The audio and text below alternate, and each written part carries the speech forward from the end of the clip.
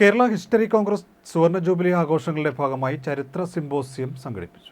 Kerala history കോൺഗ്രസിന്റെ സുവർണ jubilee ആഘോഷങ്ങളുടെ ഭാഗമായി ശ്രീനാരായണ ഗുരുവും മഹാത്മാഗാന്ധിയും തമ്മിലുള്ള സമാഗമത്തിന്റെ 100-ാം വാർഷികത്തോടനുബന്ധിച്ച് ഗുരുദർശനവും ഗാന്ധിയൻ ചിന്തകളും എന്ന വിഷയത്തെ ആസ്പദമാക്കിയാണ് ചരിത്ര സിംപോസിയം സംഘടിപ്പിച്ചത്. സ്വാമി ഗുരുരത്നം ജ്ഞാനതപസ്വി ഉദ്ഘാടനം ചെയ്തു. Kerala history congress president doctor Charles Dias അധ്യക്ഷത വഹിച്ചു.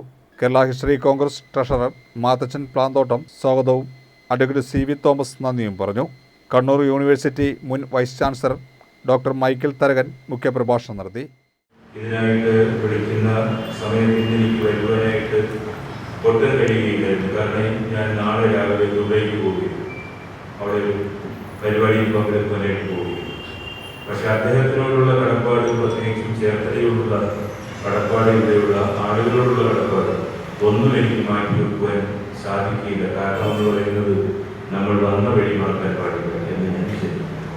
ഈ പരിപാടി എല്ലാ അർത്ഥത്തിലും സമ്പന്നമാക്കി എല്ലാവരോടുള്ള സ്നേഹാദരങ്ങൾ അറിയിച്ചുകൊണ്ട് ഈ പരിപാടി ഉദ്ഘാടനം ചെയ്തതായി പ്രഖ്യാപിക്കുന്നു. നന്ദി, നമസ്കാരം.